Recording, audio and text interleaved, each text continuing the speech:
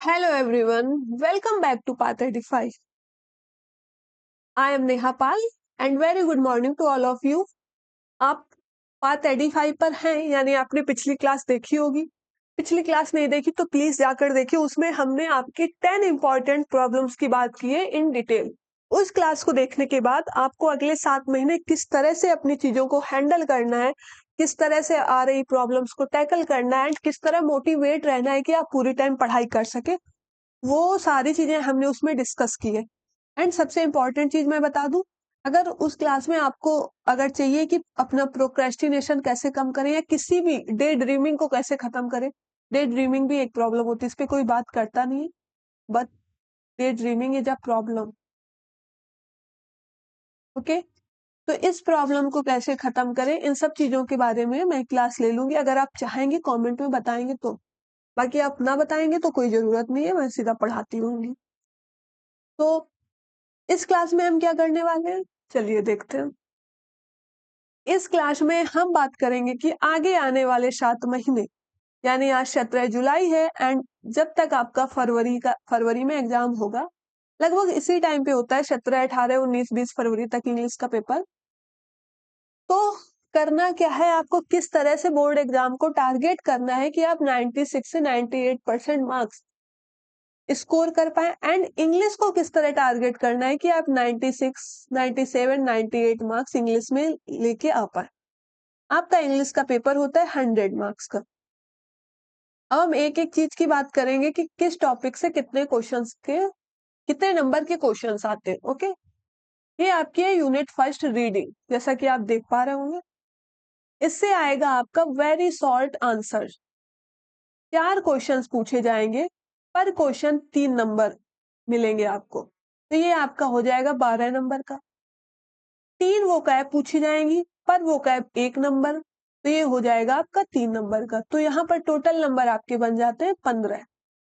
Okay, 4 questions very short answer से आएंगे, जहां पर आपको शॉर्ट आंसर्स लिखने होंगे, वो आपके 12 नंबर के हो जाएंगे एंड 3 वोकैब पूछी जाएंगी जो आपकी हो जाएंगी 3 नंबर की।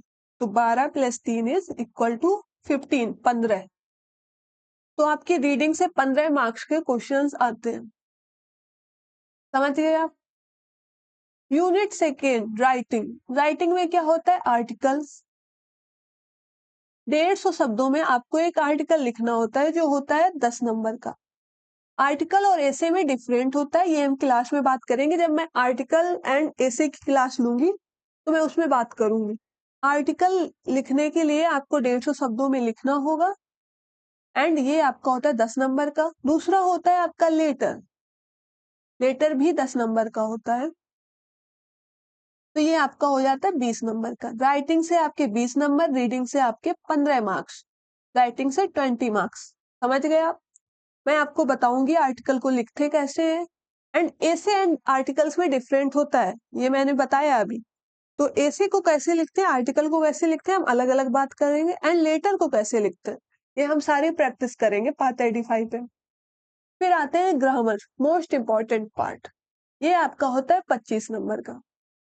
ग्रामर में क्या होंगे, 10 MCQ and 5 very short answer type questions based on narration, synthesis, transformation, लिखा हुआ है, syntax, idiom and phrases, phrasal verbs, synonyms, antonyms and word one word substitutes, homophones.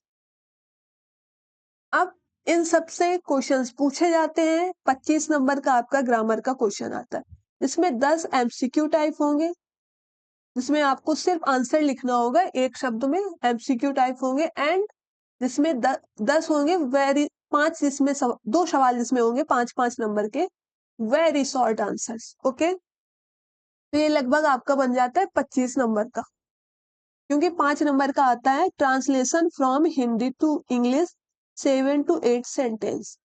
7-8 sentence दिए रहेंगे हिंदी में, उसको आपको इंग्लिश में ट्रांसलेट करना होगा। आपने टेंस तो पढ़े हैं, अगर आपने टेंस अच्छे से पढ़े तो ये आप कर ले जाएंगे, ये होंगे आपके 5 नंबर के। तो लगभग हो गए 10 आपके एमसीक्यू।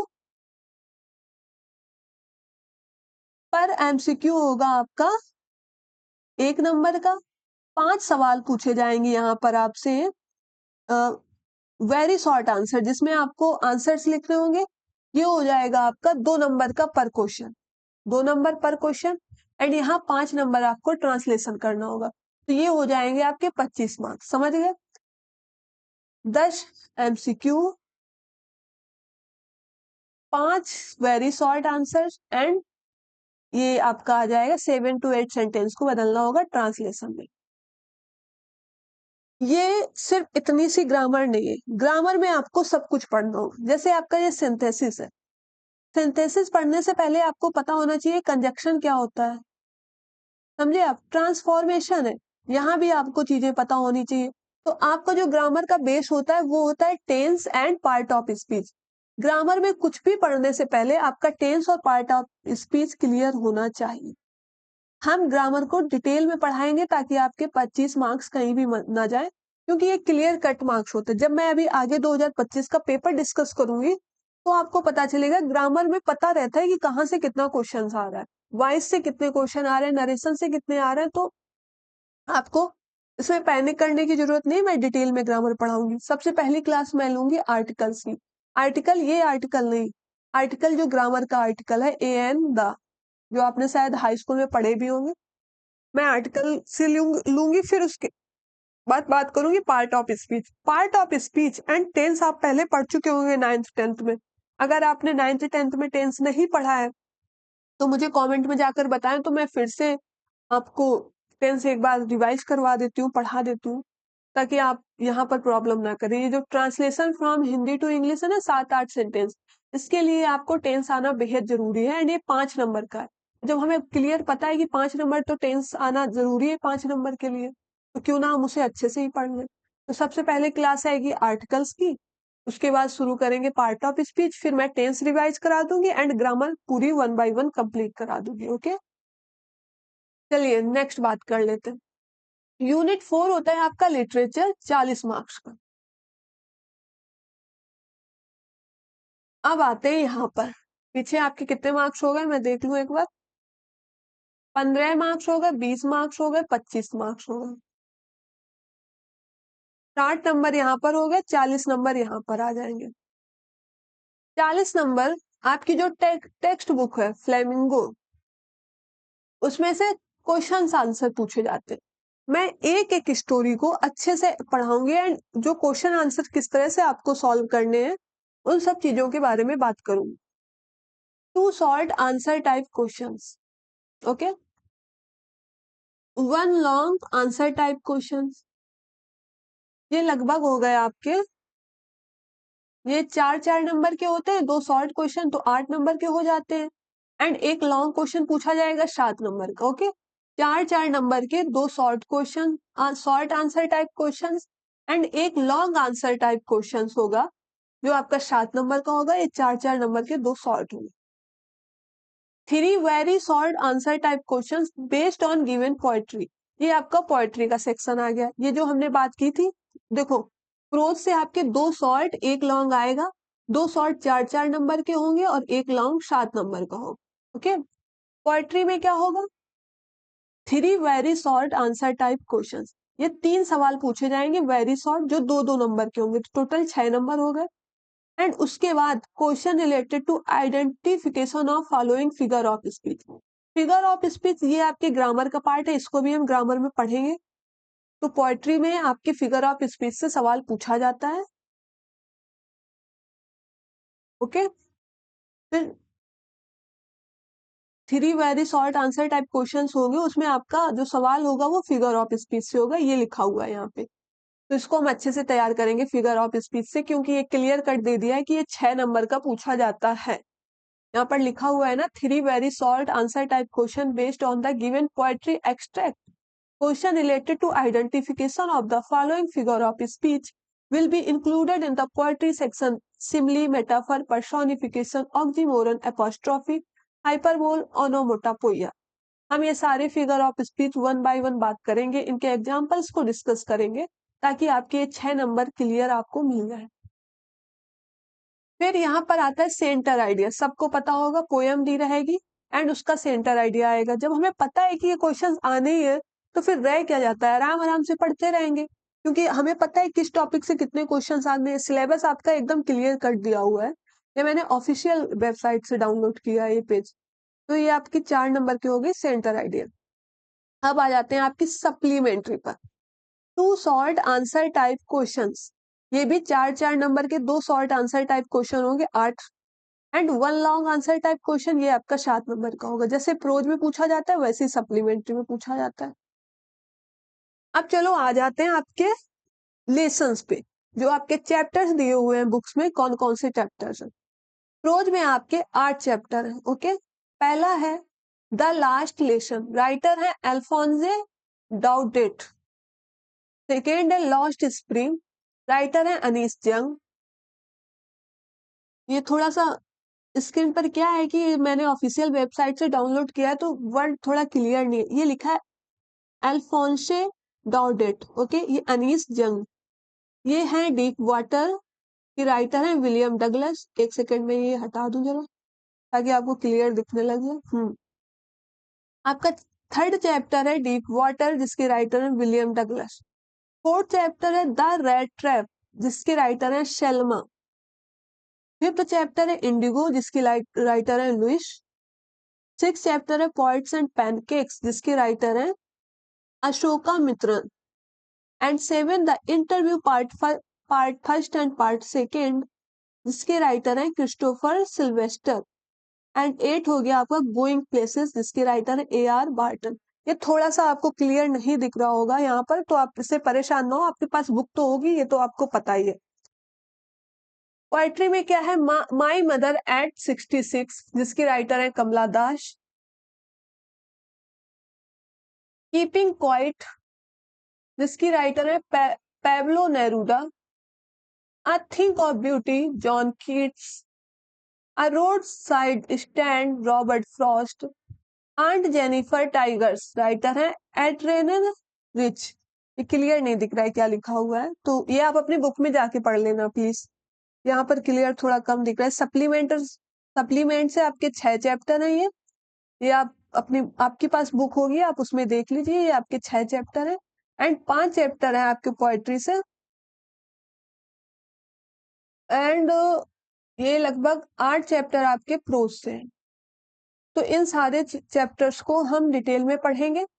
ये थोड़ा सा आप बुक का नाम यहाँ पर हटा दें, इस पे ध्यान मत दीजिएगा, ये ऐसे ही है।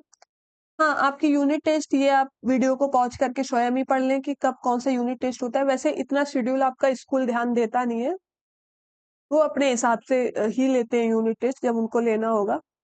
दिसंबर तक आपके चारों यूनिट टेस्ट समाप्त हो जाएंगे। तो ये तो आपके यूनिट टेस्ट हो गए। आपका स्कूल अभी आपके शुरू हो गए होंगे, क्योंकि जुलाई सेकेंड वीक में यूनिट टेस्ट शुरू हो जाते हैं। तो अभी आपके शुरू हो गए होंगे, नहीं हुए होंगे तो हो जाएंगे। तो यूनिट टेस्ट के लिए जैसे आपके स्कूल में चले वो बताएं, उस तरह से पढ़ते रहिएगा। ये मैंने जो चैप्टर्स आपके बताए, आपके पास बुक होगी, अभी जुलाई है तो बुक खरीद ली होगी, उसे खोल के आप देख सकते हैं, सारे चैप्टर्स उधर पर होंगे। यहाँ पर स्क्रीन में थोड़ा क्लियर नहीं है, इसलिए मैं थोड़ा स्किप करती हूँ। एंड हाँ, अब बात करते हैं कि हम इसको तैयार कैसे करेंगे। इसको तैयार करने के लिए हम 1 बाय 1 चैप्टर की बात करेंगे। सबसे पहले शुरुआत करेंगे ग्रामर से। आपकी ग्रामर समाप्त हो, पहले ग्रामर में पढ़ा दूंगी पूरी तरह।